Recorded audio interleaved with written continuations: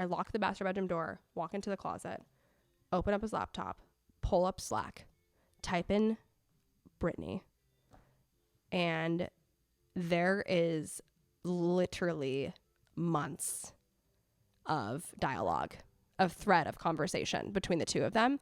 And it didn't take very much scrolling at all to like see the inappropriateness. And so I just kept scrolling and scrolling and scrolling and scrolling.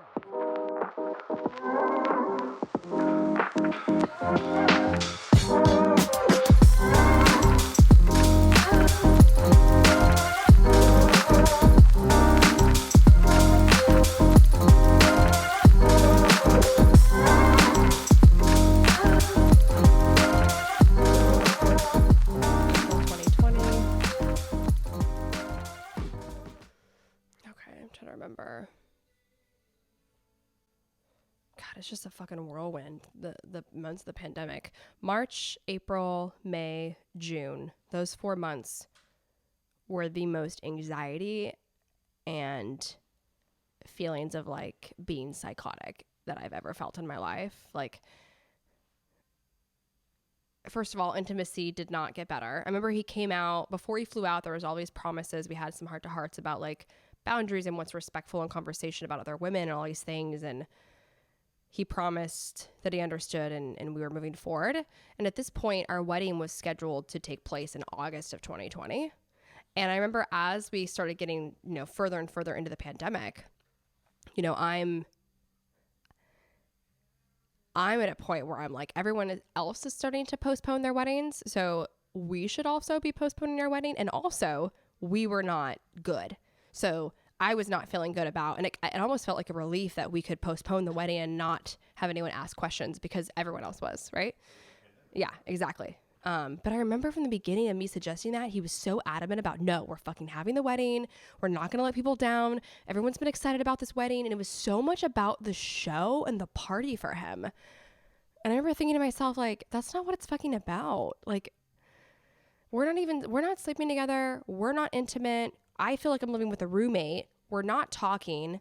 He had acquired this obsession with a million other fucking men during the pandemic in the initial stages that they thought they're going to be a professional fucking DJ. So we got all these DJ equipment and set up this whole like DJ thing upstairs in the house. And almost every night after work, it was like, it turned into a fucking Tiesto club. Like it was just like, it was out of control. Like there was just so much, we were drinking a lot. We were drinking on the weekdays and we shouldn't have been. It was just a weird, messy time. He would stay up late watching movies, or we'd watch movies together, and then it would get to be like midnight or 12:30 on a work night, and I would want to go to bed because I had an early meeting or whatnot, and he would stay out in the living room, which was not typical for him. We usually would always go to bed together, at the same time, and he would stay out in the living room until 3, 4 in the morning, and he'd have his phone out there, and I'd walk out to get a refill of water, and he'd be like clearly messaging someone or looking at something, and it just all was just like cold and lonely, and I had no family around. I had no friends in Austin, and he wasn't talking to me, and it was just weird. It was all very weird. Like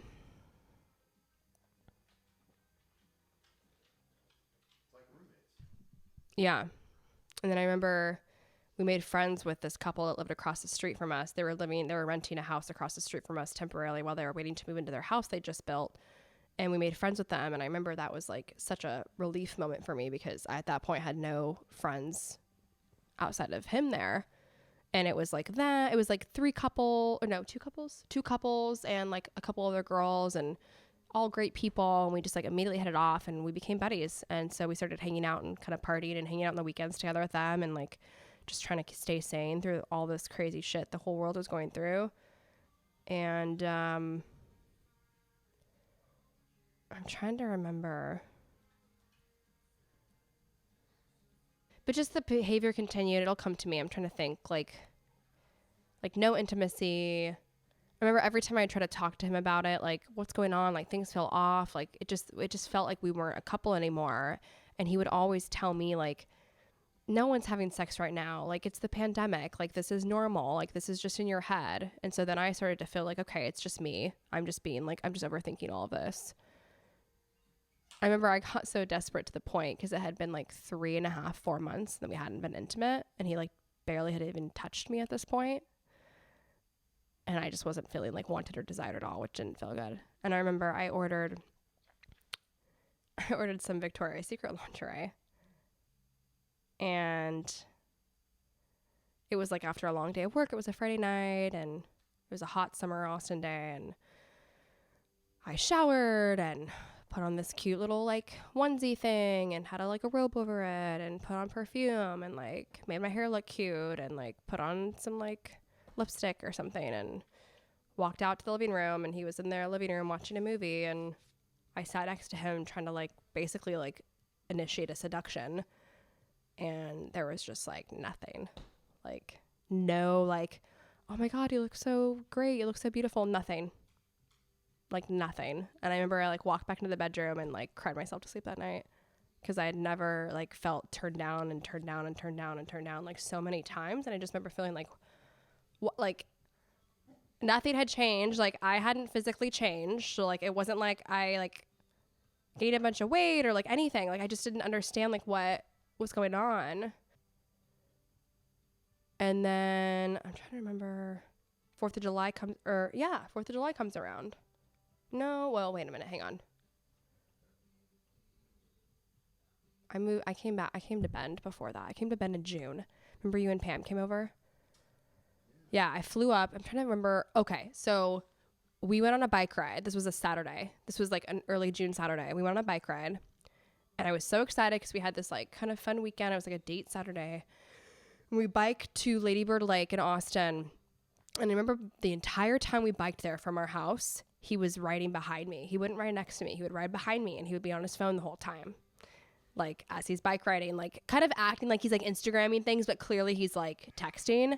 And I remember the whole bike ride just thinking like, I was kind of getting to a point where I was just like, I knew at this point there was someone else, but like I just didn't know what, but I was definitely like, that was clear. And we get to the dock and we're drinking drinks and getting a little tipsy, just day drinking and hanging out by the water, and we bike back. And I remember I went to get in the shower after our bike ride because it was fucking hot and humid. And he's sitting on our front porch playing some music, and Riley's out there. It's a whole fucking thing, a beautiful summer day. And I get out of the shower, and I remember where he was sitting on the front porch, there was a window behind the back of his head, so I could kind of like see from behind him without him knowing it. And I start to walk out towards the front door to like say, hey, the shower's free, do you want to jump in? And I see him on his phone, and I start to kind of walk behind, like I'm still inside, and I kind of walk behind just to get a peek of like what he was doing. And I could see him, I can't remember if I saw anything, like I didn't make of anything, but it just looked like, or I think I noticed, it looked like he was on Instagram DMing someone. That's what it was. But I couldn't read the name because it was too far away to like read who it was. And so I'm sitting there in the kitchen, and I'm just like, I just need to fucking like go out there and say something. So I walk out and I say, I need you right now. If we are going to even consider getting married, I know we're working through like trying to like kind of figure out what's going on right now with us, but like I at any moment could give you my cell phone and have no concerns about you looking at anything on my phone. There is nothing I have to hide from you. I am so loyal to this man. Like I only had eyes for him. I thought he was the one. I had never felt this way about someone. And I say, you need to give me your phone right now because your behavior with your phone is continuing to get worse. And I just need you to show me that I have nothing to be concerned about, because I am like killing myself over here with so much anxiety every single fucking day with you and how you're acting with your phone and hiding things, and we're not sleeping together. There's something wrong. And he says no, he doesn't want to give me his phone. So I say, okay, well, we're done. And then I start to walk back inside, and he follows behind me, and it becomes this whole fucking argument and this whole thing. And then he's like, fine, if that's what it takes for you to like trust me, then fine. And he hands me his phone, and I pull up his phone, and I accidentally do the swipe up on the iPhone where it will pull up your recent active apps. And the first one that pops up is the Notepad app. And on this notepad, there's this like novel of a fucking message. And it's all I saw, because he grabbed it out of my hand before I could read the whole thing. But all I saw was, I love Austin. I have a house out here. It's beautiful. It's great. It's super fun. But I just don't think I'm ready to move out here yet. I would miss all of my friends too much and seeing you every day. Mm-hmm. No, it was just like a note. So it wasn't a message. It was in like a draft notepad app where you just would. Does an iPhone automatically do that when you're typing out a text? If you don't send it, does it save it like that? Or No, this was like a note. This wasn't a message app. This was a like notepad? like a yeah. But why was he typing it in the notepad? So I didn't ask him that, but I would guess that it was because it was such a novel of a. I think he was working on getting this message together so he could copy and paste it and then send it via a DM. Right. He was being very thoughtful about what he, right? The amount of, it's these little things that you kind of are like, wow. The fact that you're taking the time to craft this well thought out note. Yeah. And I remember he was behind me in the kitchen as I'm reading this, and he instantly, like, as soon as he realized what I was looking at, because I think he maybe thought, I also think he was using the notepad as a way to hide in case I checked his Instagram. Maybe. Right. And yeah, and he instantly starts chasing, like, literally we're in a chase fight around the kitchen island because he's trying to grab the phone out of my hand, and I'm like, oh my God, this is it. These are my answers. This is it. So I see enough to see enough, and then I give him his phone back, and I'm like, who the fuck is this to? And then we sit down, we have this whole conversation, and I'm at this point, I think this is like my mom and me, or me and my mom. What is it saying? Like, this is very much how mom is, where I'm past the point of pissed. I am so furious that I get calm, where I'm just like, right? Because that you need to be like, when I'm yelling and like raising my voice, like I'm just like a little bit worked up. No, I am like, who the fuck is this to? Like, oh God, you don't want to fuck with that, Kris. Then it's like, no, I'm fine. Why don't you just go Yeah. to sleep? Yeah. I wish that was on mic. we need to. Oh my God. Why don't you just go to sleep? I'm going to slip something in your drink. You're going to die. Proper credit given. That's an Eddie Murphy joke. Oh, it is? Yeah. From the 80s? It was from one of his stand-ups, but it was a great line. It's like, why don't you just go to sleep? Why don't you just go to sleep? Yeah. I'm fine. Got scared and got the fuck out. Eddie Murphy. So we get in this heated conversation, argument, and first he tells me, I gotta really be careful here and not use names. First he tells me okay, let's use pseudonames. Was it a coworker? Jill and Megan. We're gonna use Jill and Megan, okay? So first he tells me, oh, it's to Jill. Jill is a coworker. Jill is a coworker that I have met a couple times, actually. She has offered to dog sit for us if we needed it for Riley. She's pretty young. She's, working on the admin team at the office. And I had met her enough, and I just, something didn't add up. I was like, nah, are you sure it's Jill? I really don't think this message is to Jill. And he had talked a lot about Jill, and he painted this picture that they were like very much just friends. And I'd met her enough times where I never got this weird energy. I never felt threatened. I never felt like there was any type of like flirty thing, like at least coming from her. So I kept kind of prying and questioning, I don't know how many minutes into the argument. Then he backtracks and goes, okay, no, it's not Jill. It's Megan. But someone else who we worked with, some other girl. And I don't think I knew this one as well, or maybe I hadn't met her. Oh, fuck, who was that? That's going to drive me fucking crazy now. Because it wasn't the actual person it was. Because he lied about 3 different names. So this still wasn't who it was, and I cannot figure out who the fuck it was. Anyway, and that also, I remember neither of those people that he claimed that it was, none of those made this little gut feeling in me think, oh, that's it. No, it didn't make sense. So he somehow has this like bullshit lie. I think I like half blacked out at this moment. Like, I remember him saying like, oh, I'm just really lonely and like the pandemic and all these things. And I just have been trying to connect with people and like yearning for connection. And I wasn't getting as much. I remember him telling me in that moment that he was not feeling like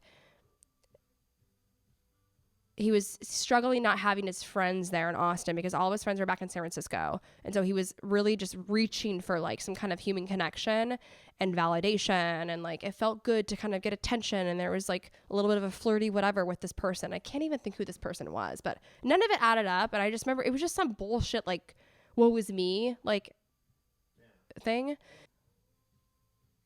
I don't believe it. Know that he's lying. I go on a walk and tell him to not follow me. And I go on a walk and I call my girlfriends in Arizona, I think my mom. And I'm like, I need to get out. Like, I need to get out. And I need to like, just clear my head again. And like, I was feeling so like fucking suffocated and like the pandemic and it's closed down and I had no friends here and like, I don't know what to do. And so I end up booking a flight to go back to Bend, Oregon to visit mom and dad Jim. And my dad and stepmom came over and visited me, and we hiked Pilot Butte and like went to Crux Brewery and like, yeah. And do you remember like at that point I was definitely talking about him. Like I knew it was fucking over. I knew it was over, but I still didn't know what. And I was so just like, even though I knew, because I had never been so committed to a partner before, and I had a fucking wedding dress in my closet. I was about to walk down the aisle. We had put thousands and thousands of dollars into this wedding, to plan this wedding, and everything was so good up until it wasn't. And I just needed like the closure of knowing, and I felt like I deserved like some answers, but I knew at this point it was not going to work out. And so I remember Dad Jim suggested that I sit down, and I walked them through kind of all the bullshit that had happened up to this point and his behaviors that were questionable.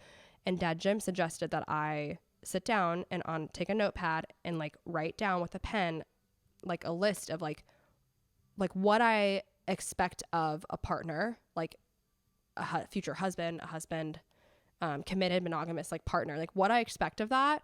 And this is what I also give in return. And he suggested I take some time to write my thoughts down, get on the phone with fiance number 2 and like speak through each of these points and pause at the end of each point, waiting for him to commit or to not commit or to react, and like listen and kind of really tune into like how if there's any hesitation in his voice, if he cannot commit to each of these things. And I had him read over these things, Dad Jim, to like make sure that this all felt like reasonable. It wasn't like never hang out with your friends again, like, right? It was all just like, you know, it was very much like, oh my God. I remember one of the points was like, I understand that there are a lot of attractive humans. I'm going to notice other people that are attractive. You're going to notice other people that are attractive, but never should it ever be okay. I will never accept you blatantly sexualizing other women to other people, like other buddies of yours, especially your colleagues. Like think those things, like, and then like it leaves your mind, or like don't, or even if you speak those things to your friends, don't write it down in a mess, like just basic fucking like respectful shit, right?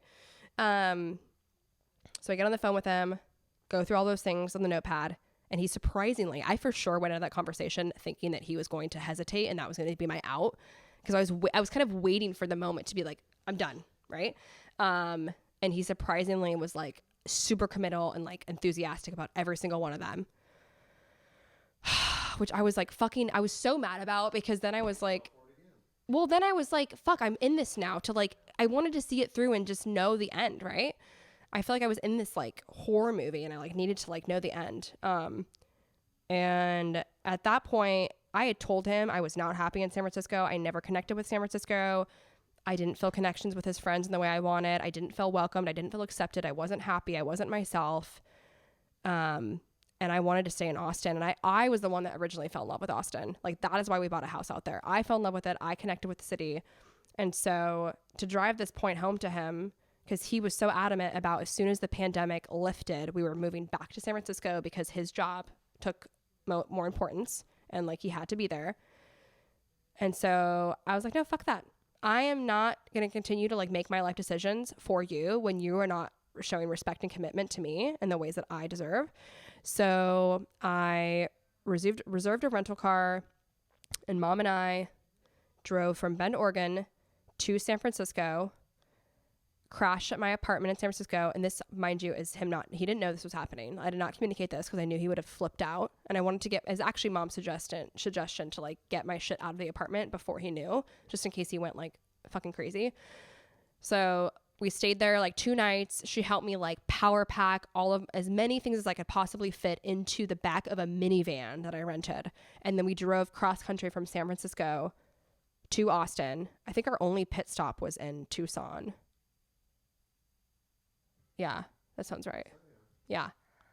And my mom and dad Jim rented a timeshare in Austin for me because the plan was for me to get there and then let him know that I'm here to stay. And like, if we work out, great. If not, great. I'm staying here. I'm not going back to San Francisco. I have all my things.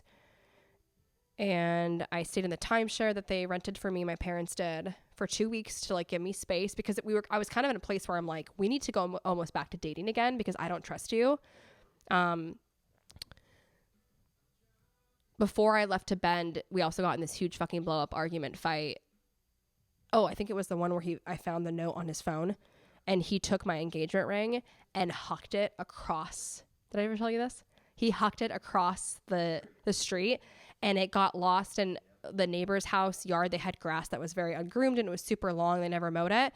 And he was out there for days trying to look for it. He even rented a metal detector. Around that time because I left to Bend, Oregon with him not having found it yet. And then I came back from Bend and he somehow miraculously found it. I think he rented a metal detector and like somehow found it somewhere stuck in the dirt.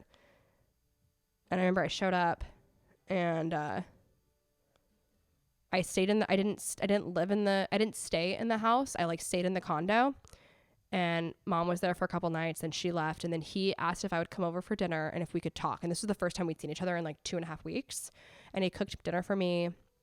And he had this like 5-page handwritten note laid out on the table. He had flowers everywhere. He had the ring that he had found and he found like a little jewelry ring case and put it back in the case and had it sitting on the dinner plate. I mean, the whole fucking works, right? And he basically re-proposed to me that night and like recommitted and was like so apologetic for all the bullshit that had happened and just was so like, you know, I fall victim to like this pandemic shit and like, you know, all these things and I love you so much and I'm so sorry and blah, blah, blah, blah, blah, blah, blah, and I blah, blah, blah. And I remember feeling like, and my God, I remember feeling like I still don't have the answers I want, but we'll just kind of see how this plays out. So ended up moving back in, stayed in the condo for a couple weeks, moved back in to the house. And I actually had started looking at apartments already by this point. Mom actually went to one with me because I knew I was like, I need to get out.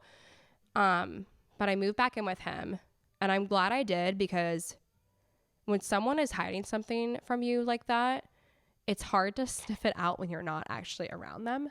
So I kind of needed to be there to like find this out. So I moved back in. This is right before 4th of July weekend. His parents fly out from San Francisco to Austin to spend 4th of July with us. Yes. We host a whole thing. We rent a boat on Lake Travis. We had a DD. We hired a driver to like take us out on the boat and be our DD so we could all drink and have a dandy old time. We had a whole pregame at our house. We all dressed up in like ridiculous outfits. We had all of our new friends that we had made, those couples I mentioned, like all came with us. It was a whole fucking thing. You know, we're out on the lake having a great time. I'm hosting his parents. I'm cooking for them. I cooked a whole fucking dinner. I mean, I was in like host mode the entire weekend. And then I think it was the following weekend after 4th of July. So everything's like at this point kind of feeling good. Like I think having his parents around too kind of like felt like it grounded us in a way. And brought us together again, kind of. His parents knew shit was going on.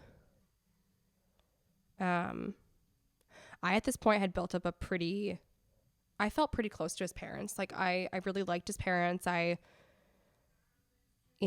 felt like they were very supportive of us from the very beginning. And like, I always felt like they had our backs and my back. And like, it felt like a good dynamic. And, I remember at that point, I didn't want to like, I was very much like protective of like not involving them, but like it got to a certain point where I remember a couple of times we got into big arguments. He would call his mom, or was it his dad? He called one of his parents and threw basically like a temper tantrum and like called them and had them on speakerphone and was like, oh, Kris is leaving me now. And then like I could hear his parents because they're on speaker. What the fuck? So-and-so, what did you do? Or what happened? What happened? Tell me more, like whatever. And it was this whole like, his dad was always a little bit more like, what the fuck did you do? His mom was much more, would never admit that her son had ever done anything wrong. And no matter what, always had his back. And never would call him on his bullshit. At least with stuff between him and I. Even when there was like clear evidence in front of him. So that's kind of interesting. I remember a comment was made 4th of July weekend when we were cooking and stuff. And I can't remember what it was. We were just talking about this the other night. Where his mom and I were chit-chatting with some of the girls. The guys were outside playing like a drinking game. And something she said like, oh, team fiance number 2. So insert his name. She made a comment about like, you know, so-and-so and I, referring to her husband, we are always team fiance number 2. And it was the context of the conversation was kind of just one of those, like, it felt like it was her sending me a message. I remember feeling like she was telling me something without telling me. It was weird.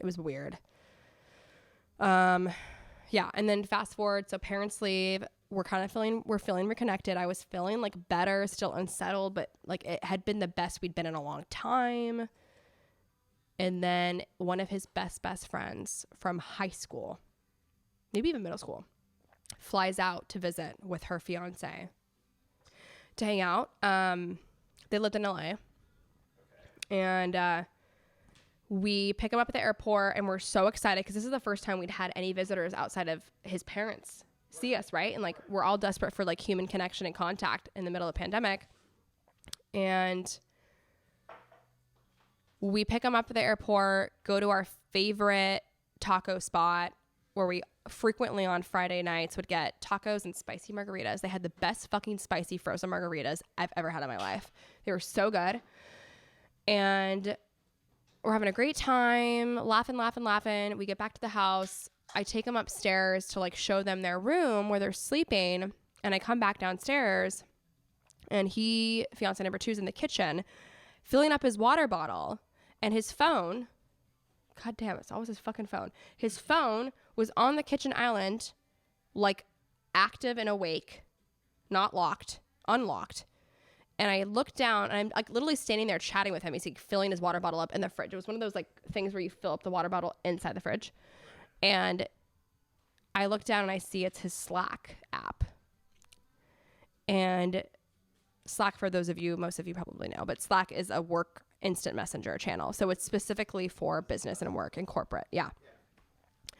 And I didn't see the name of the person who it was to, but it was a picture of his frozen margarita, which we had just had.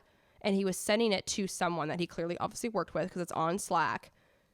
And it was at this point, like almost midnight. Like he had taken the day off of work the next day. So this is like a Thursday at like 11:30 midnight. And I remember like thinking to myself, this is weird because he was really good buddies with some of his male colleagues. So like he would just text them, like he was on a text base with them. Why is he slacking them? And so I'm like, oh, like, and I purposely approached this questioning him in a very non-accusatory way because I didn't want him to get defensive. And I go, who's up this late, like working, like what the hell? I shouldn't be working this late, like kind of playing it off. He goes, oh, okay, wait, I gotta give her a pseudonym. Brittany. What? It's the first name that came to mind.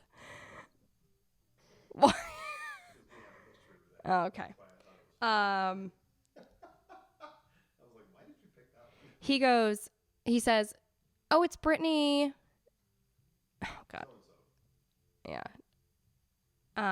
And Brittany is his boss's executive assistant. And he's telling me how he's helping prep a big presentation for some meeting that his boss has the next day. And like his EA was like checking in on something that he needed from him for that presentation or something, like some material or content. I go, okay. Why don't you just go to sleep? And oh my God, Dad, I remember this so fucking clearly in my mind. I remember, I almost am like so proud of how I kept my fucking cool, because at this point, something inside of me was like, ding, ding, ding. Here is the fucking answer. Because he had never brought Brittany up before in our arguments situation. So this was a new name. Okay. And this one felt like this made sense for some reason. It just felt like this is the one. So I was just so proud of how I played it cool. I'm like, okay, oh yeah, okay, cool. So we fill up our water bottles, we get some White Claws, we go upstairs, we're shooting pool. We had a pool table upstairs. And I remember like kind of strategizing in my mind right now, okay, how am I going to do this? I need to investigate this. I need to do it quickly. Because for one, I figured the fact that we had just had that conversation, even though the exchange, I didn't give off any like clues that I was suspicious, he's good at trying to cover his tracks. So I just wanted to like try to uncover something before he had the chance to. So we're busy hosting his friends. We're shooting pool, having drinks. And I'm like, okay, do I wait till the morning? Like he's sleeping in. Do I like, maybe like, what do I do? And my heart's kind of starting to get a little bit like pumpy. I'm like, no, I have to fucking do this now. Like, I don't care. I have to do this now. So I excuse myself and I pretend to go take Riley out for a walk to go to the bathroom.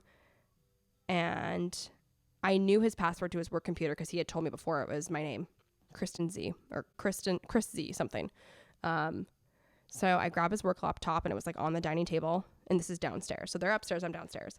And I go into the master bedroom and I walk into our closet. I lock the master bedroom door, walk into the closet, open up his laptop, pull up Slack, type in Brittany.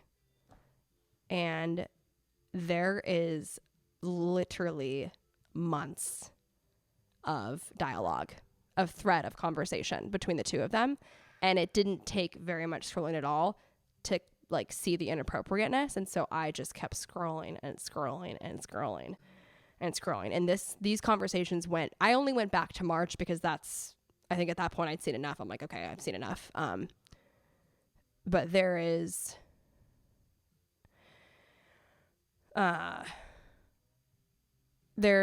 comments back and forth about exchanging photos via Instagram and shots of like her 90s and comments about, oh, I'm so glad we have a meeting today, because we're all virtual and remote, right? So like he's working every day upstairs. So every day that we're working remotely during the pandemic, like we all were, he's upstairs. I have the lower level to like give each other some space. And there's all these comments about like, oh my God, like your lipstick looks so good. Like, oh, he's having an entire like affair with Brittany. Yeah. Oh, they used to work in the office together. So I still don't know pre-March. But there is just so many like, it is just like obsessive. Like I took photos and videos on my phone because I like needed to like have proof in case he tried to talk me out of this one. Yeah. And what's interesting is like the dialogue between them gets inappropriate. I see it in March and in April, and then somewhere in early May, I think it was mid-May, somewhere in May, you see a shift where she actually calls him out and says to him, you can tell by the context of the comments between the two of them that she had clearly blocked him on Instagram, because he chimes in one day, it's like a Tuesday at 12 or something, and was like, oh my God, you blocked me? And then she responds and says something like, yeah, things have gone too far. And in the beginning, it was all kind of just innocent and flirty. And like, this has like gone way too far. And she verbatim, I remember I have this on my phone still. She says like, I feel bad for your fiance that she does not know how you speak to other women. And she full on calls him out. And then the dialogue kind of continues between them. And then we fast forward into July. And remember, we go back and remember we'd all been out together 4th of July on the boat with our friends. His parents are in town. He had just re-proposed to me a couple weeks before. Like, we're kind of going through this, like, can we save this? We're going to be okay thing. And I see a dialogue on 4th of July where he's messaging her on Slack, telling her how he was so sad that she wasn't out there because she would have looked so hot in her little bikini. And clearly he's referencing like a photo from like a post on Instagram. And I'm out there and I remember reading this and I'm just like, I am fucking hosting your parents in our house and like booked this boat for us and all these fucking things. And the whole fucking time you can see that when we were on the boat, he's messaging her. When I'm with him and his parents and our friends. And a couple times we went out to Fredericksburg, which is wine country outside of Austin. And that was our place. Like, that was like, wine tasting was like a fun thing for us, like a couples thing to do. And there was comments where he's like, oh, like, you would love it out here. Like, you need to come out here and I'll show you around. I'll take you to Fredericksburg. And we went and we actually took his parents the 4th of July weekend, the day after 4th of July. We drove out a day trip to Fredericksburg and did wine tasting with them because they were big wine drinkers.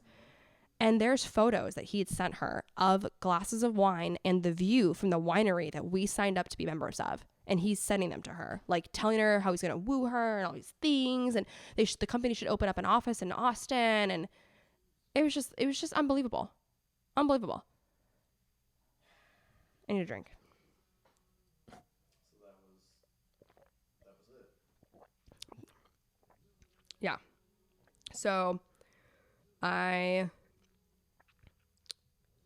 So I shut his laptop, put his laptop away. I have all these like recordings. I'm literally like standing there with my phone over his laptop, like recording and taking photos. I go back upstairs. He's still upstairs, has no fucking clue. I just look through his computer with his friend and her fiance. And I go upstairs and I'm just like, fuck. Like, I don't know why. Like, I look back now and I'm like, why the fuck was I concerned about like inconveniencing them as our guests in our house? But initially, like, honestly, my first thought was like, I don't want to make a scene in front of his friends. I just, yeah. But I still am like, this is pretty dramatic. Like, I don't know why that was my concern. And I remember I like literally picked up the pool stick and he's like, oh, it's your turn, Kris.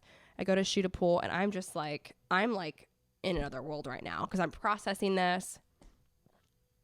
I think he goes downstairs to get another drink or something. And I'm standing next to his friend, his good friend from high school.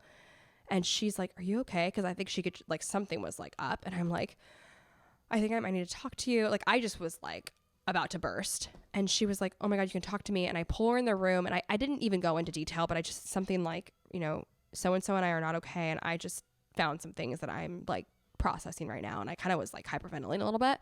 And she was like very much like, I'm here for you if you need to talk to me. And then fiance number 2 comes back up the stairs and he can sense like what the fuck's going on. Like, yeah, there's tension. And I say, I need to talk to you. So we go downstairs, him and I, in the bedroom. I shut the door and I say, I just found all of your communications with Brittany on Slack. We are done. I am moving out tomorrow. I am not going to make a scene in front of your friends, but we are done. And that is that. And he immediately turns into just this fucking meltdown fest. And like, it's, oh my God, he's like bawling and like having a full on like child on the ground, like literally like rocking back and forth and like bawling. Oh my God, like full on meltdown, full on fucking meltdown. I keep trying to leave the room. He's like shutting the door, won't let me out. He's blocking the door. Like, no, Kris, you can't, you don't understand. It's not what it looks like. It's not what it looks like. This whole fucking thing. And I'm just like, at this point, I'm in that space now where I'm just like, nothing you say right now. Nothing. I have proof. It's on my phone. I pull up his computer and I'm reading messages to him, just trying to like really like let it sink into him that like, dude, I read this. I'm not a fucking dummy. And it's all right here. And so that went on. That was our night. Him on the floor. I don't even know if we slept that night. It was just like him just like hysterical. And then the next morning, I think at some point we must have dozed off, like, you know, sleep deprived. And his friend and her fiance like slip out to kind of go float the river, and like clearly they knew that there was a serious argument happening, so they're like, well, let's give you guys some space. So they go out to like float the river or something, and he's freaking out, and I walk away to call one of the girlfriends that a mutual friend of ours, and they had just moved into their house and they had a couple spare rooms, and I just said like, hey, like, I don't want to put you in the middle of this, but like, I really need a place to stay right now just for the weekend. I'm trying to kind of figure out where I'm going to like live right now, but like so-and-so and I are not together anymore, and I just need somewhere safe to stay for a couple nights. And she's like, of course, got you. So I move in, spend the weekend with them. And then now we have more layers. This is going to be maybe like 4 episodes.